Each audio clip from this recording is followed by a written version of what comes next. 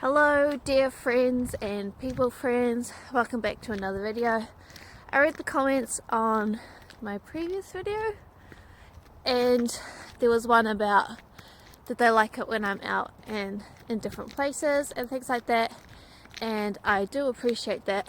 I think because my idea was that with my inside videos that I would have some art to show at the same time, like doing a time lapse.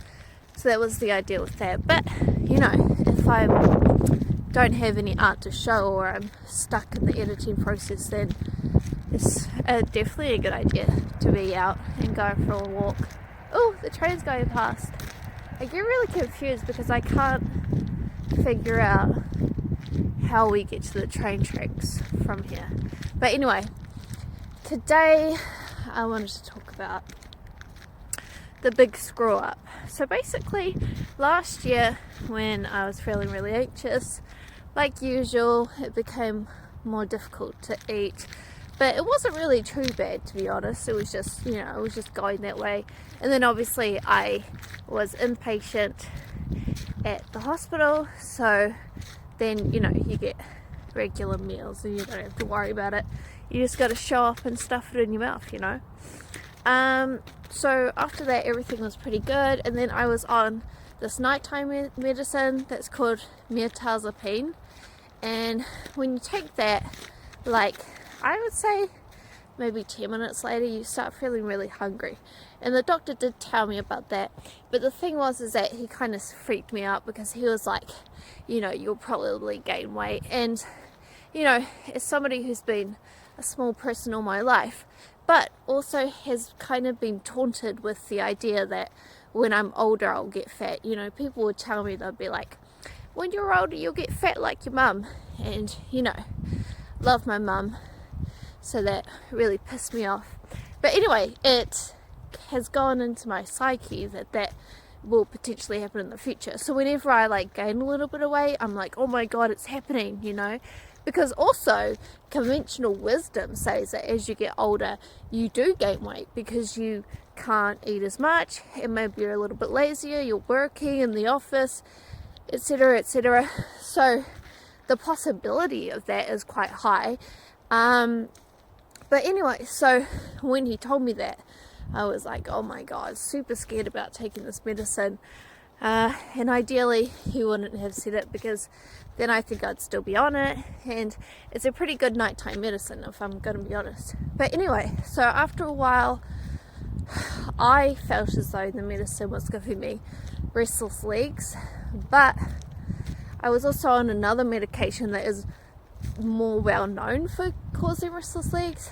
But when I stopped the mirtazapine, the restless legs did stop. So anyway, we then changed out that medicine with just normal sleeping medication, and then later on I was put on quetiapine that is kind of supposed to help, but not at the levels that I'm taking it at for sleep, and then also mood stabilizing, and then having my nighttime sleeping medication and sertraline, and then also some other medications that I can take if I have too much anxiety or a panic attack. So once I got onto medicines that I liked and were working for me, then I started to feel better and I started to be more active, because when I was feeling really awful, I was not getting out of bed, and so basically my activity went way down. Started to lose my muscles, like my usual muscles that I used at work. Those went away because I wasn't really doing anything. And then I didn't gain weight from that though, because I also wasn't eating that much. But then when I started the mirtazapine, then I did start gaining weight, and so then when I came off it, I was feeling really bloated, because the worst thing for me is eating right before bed, and that's what that mirtazapine did. It made you super craving food, so then you would eat a lot and then you'll go to bed and all the food would sit in your stomach, and you'll wake up and you feel super bloated. And I hate feeling full. I do not like the sensation of feeling full, so it was very upsetting for me. So when I got better, I first thought, I want to get rid of this bloating. I want to get back into a routine I like where I don't wake up feeling bloated. So stopping having food a few hours before bed so that I wake up feeling fresh and depleted of, gas and food or whatever. So I first started off mostly with the exercise part. I started walking to work from the train station instead of taking the bus. And wow, it's really windy. And then I also made a goal to go ice skating 10 times. And I did that, and some of it was some really long ice skating sessions on the weekend out on the lake. And then once all that was going well, sort of during the Christmas period, that's when I started thinking about what am I going to do for my diet, because I'm going to go back to work full time, and I really want to get this bloating situation and this awful tummy situation sorted out. So I decided that I would do sort of like just a normal, not eating just junk food, because that's what I was like when I was just lying in bed. I wasn't getting up and making a proper meal. So I decided I would have the goal of making a proper meal for dinner or buying a proper meal. So, and they could be anything, like it could still be takeaway, but like, for example, last week I had I went to like the Turkish kebab shop or whatever, and I had grilled salmon with chips and salad, and that's like, it's takeaway food, but it's also grilled salmon, like that's really good. And then you got your salad greens and stuff, and so that's kind of been the big goal, to have the nice dinner.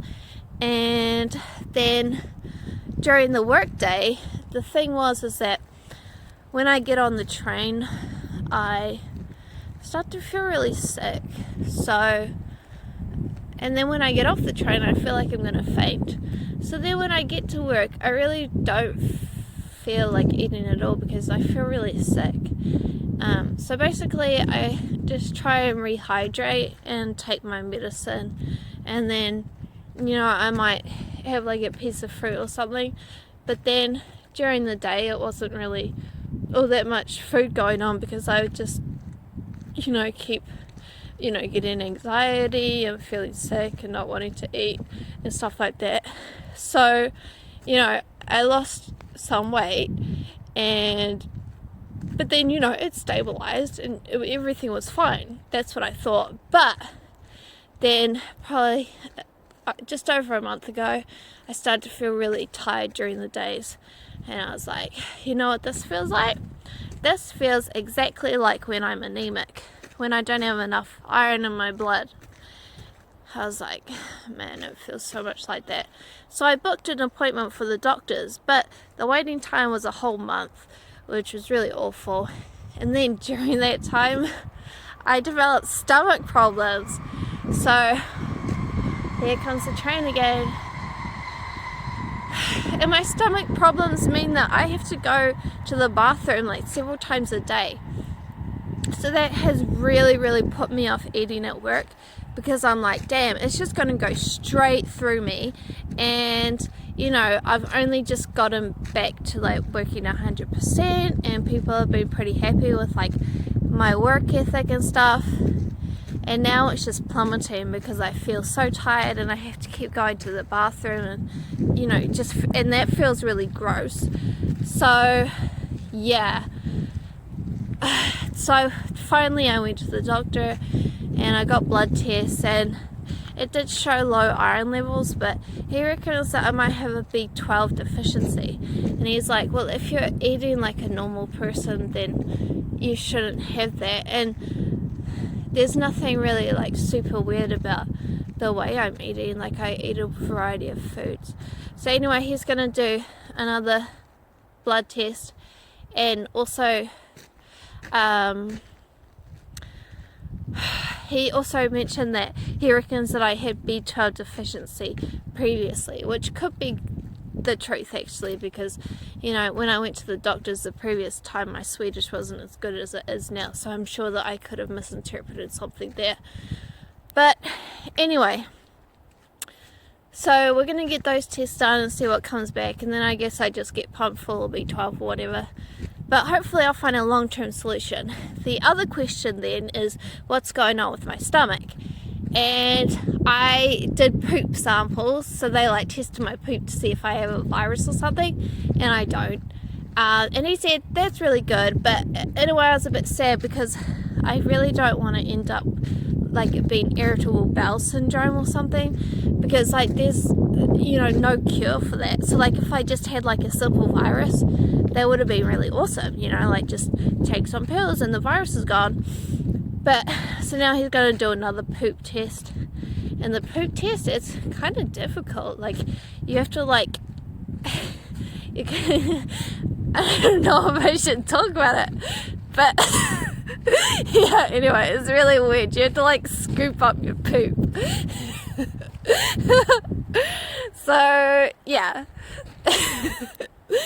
So that's where the title of this video comes from, because I feel like I dieted and then I just screwed up my whole life.